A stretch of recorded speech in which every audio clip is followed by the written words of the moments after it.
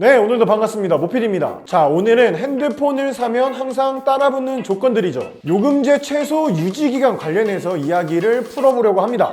제가 상담을 하다 보면 왜 유지를 해야 하는지, 그 전에 낮추면 어떻게 되는지 질문도 많고, 또 유지를 안 해도 되는 사람인데도 억지로 유지하면서 손해를 보고 있었던 고객분들도 많았습니다. 이와 관련해서 제가 어느 정도 개념을 잡아보려고 합니다. 그럼 다 함께 출발!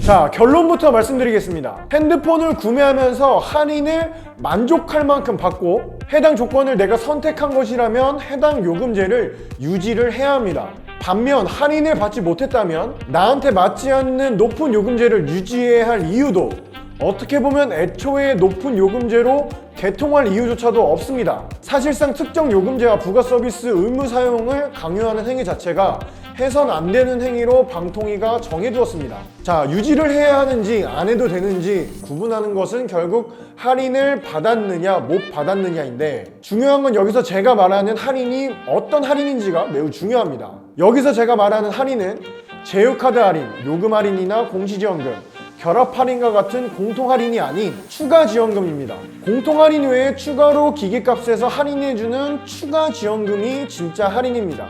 이 말을 돌려서 정리하면 제휴카드에서 매달 할인받는 금액 곱하기 24를 해서 기기값에서 빠지는 것처럼 설명을 했거나, 결합 할인에서 매달 할인받는 금액을 곱하기 24에서 기기값에서 빠지는 것처럼 설명을 했거나, 요금 할인이나 공시지원금만 딱 받으신 분들은 나에게 알맞은 요금제가 아닌 높은 요금제를 판매처에서 권유받아서 유지하고 계신 분들은 전혀 해당 요금제를 유지할 필요가 없습니다. 지금 말한 공통 할인들만 받고 기기값에서 할인받은 것처럼 알고 계신 분들을 보고 우리가 보통 호갱을 당했다라고 표현을 합니다. 한 푼도 할인이 안 들어간 것을 알고, 그 내용들을 알고 선택하신 분들은 제외하고요. 공통 할인을 추가 지원금으로 잘못 이해하고 사신 분들만을 말하는 겁니다. 이렇게 호갱을 당해놓고 높은 요금제까지 유지를 해준다면 뭐 이 정도까지만 설명해 드려도 어느 정도 이해하셨을 거라고 생각을 합니다. 자, 그럼 왜 판매처들은 높은 요금제를 계속 요구하는 것일까요? 이유는 매우 간단합니다. 제가 항상 말씀을 드리죠.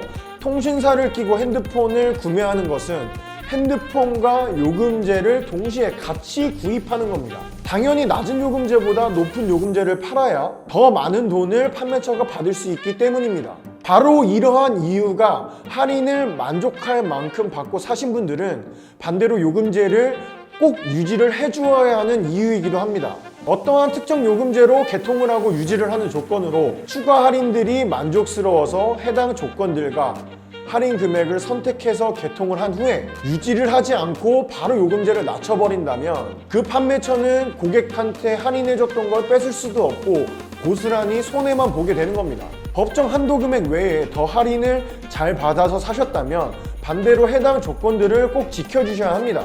해당 조건들을 안 지키는 사람들이 많이 늘어난다면 할인을 잘 해주는 업체들은 점점 줄어들 것이고, 그럼 고객들이 싸게 살 기회는 점점 사라지게 될 것입니다. 자, 마지막으로 정리하겠습니다. 할인을 만족할 만큼 받고 조건을 선택해서 구매를 했다면 고지받은 유지기간을 꼭 지켜주셔야 합니다. 반대로 위에서 말한 공통 할인만을 받고 추가 지원을 하나도 못 받은 상태에서 나에게 맞지 않는 높은 요금제를 계속 유지한다는 것은 호갱을 2번 당하는 것입니다. 자, 이렇게 오늘은 모두가 요금제와 핸드폰을 싸게 사길 바라는 마음에서 요금제 유지를 굳이 안 해도 되는 호갱을 2번 당하는 상황에 대해서 설명을 해드렸습니다. 이 부분 꼭 참고하시길 바라고요. 오늘 영상이 도움이 조금이라도 되셨다면 구독과 좋아요 부탁드리면서 영상 마치겠습니다. 이상 모필이었습니다. 안녕!